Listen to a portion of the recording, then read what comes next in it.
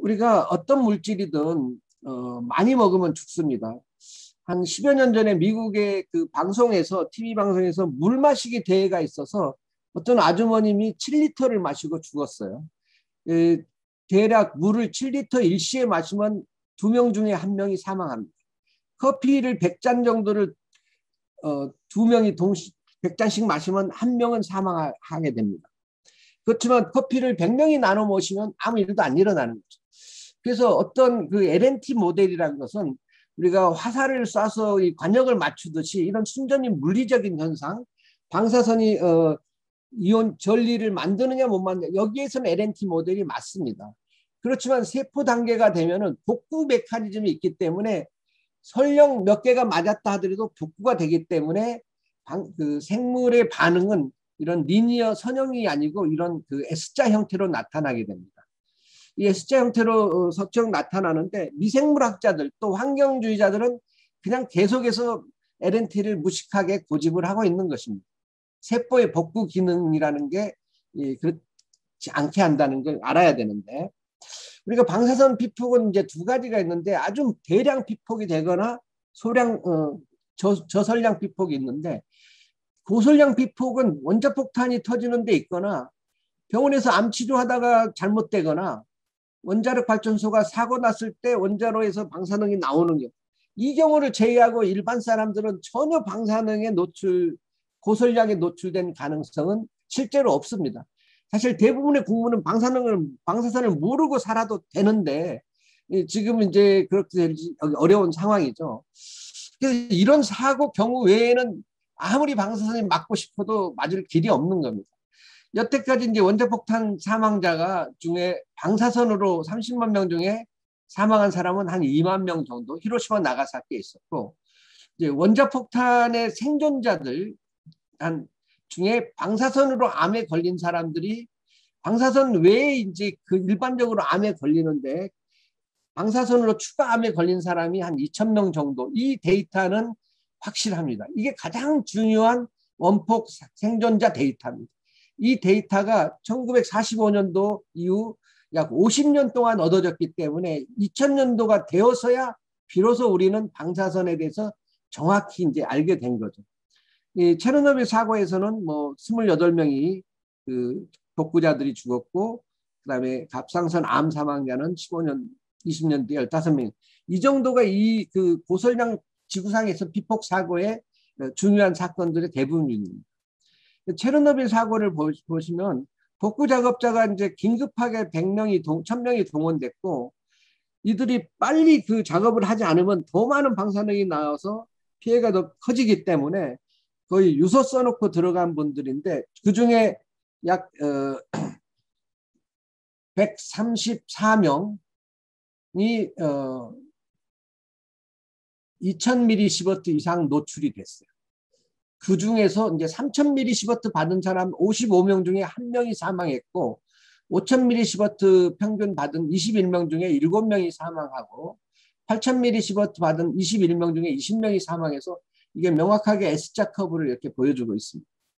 이 사람들은 어쩔 수 없었지만 그 외에 그 피폭된 일반 주민들이라든가 초기 피난민들은 20년 동안 받은 게 30 정도였고, 초기 3년간 오염 작업자들이 많이 동원이 됐는데 거의 50만 명에서 60만 명이 동원했는데 겨우 100mSv 정도를, 그러니까 100mSv 정도 받은 거예요.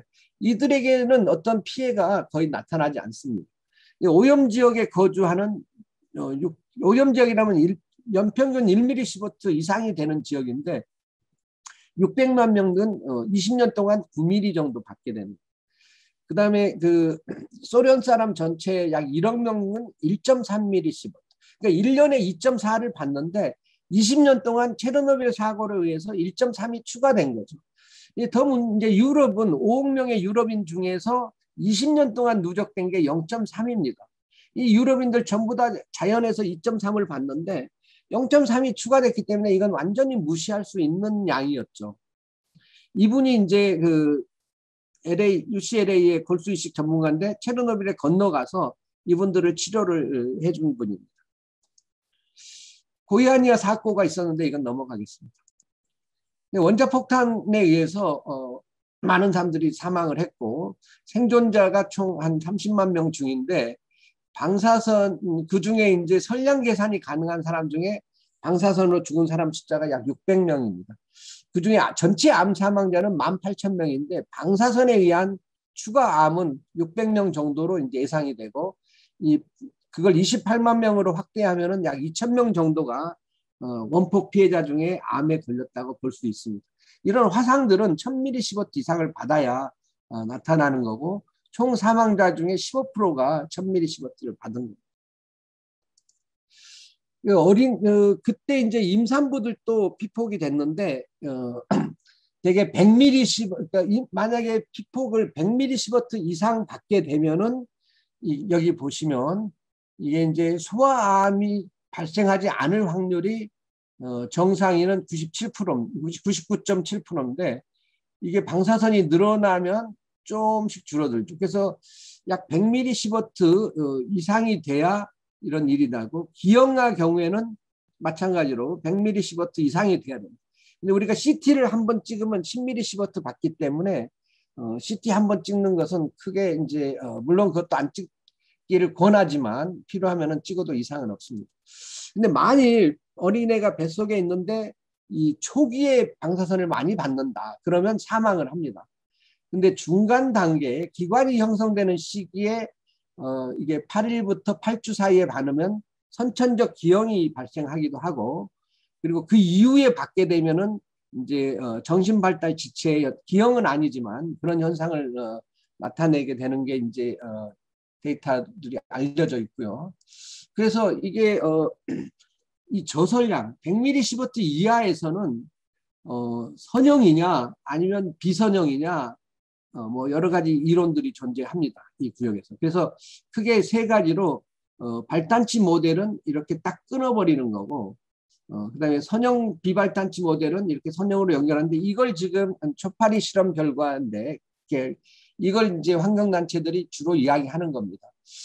그런데 많은 데이터에서 호메오시스도 나옵니다. 이게 마이너스로 이제 내려가는 거예요. 오히려 암에 적게 걸리는. 우리가 코로나 백신 맞듯이 작은 양의 방사선은 암 발생에 대한 복구 메커니즘을 트레이닝 시키기 때문에 이것들이 면역 효과가 있다라는 거죠.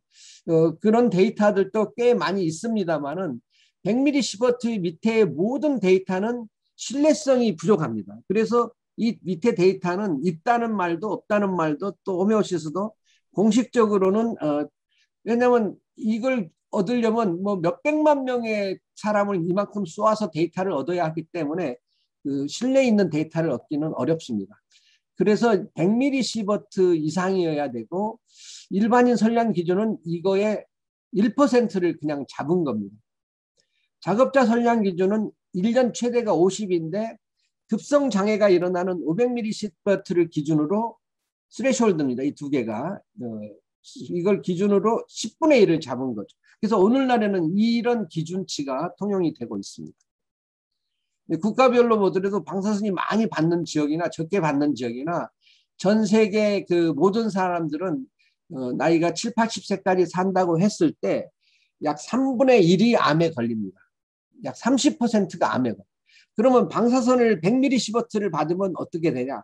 30.5%가 되고 1000mSv를 받으면 암 확률이 어떻게 되냐? 그럼 35% 정도 올라갑니다.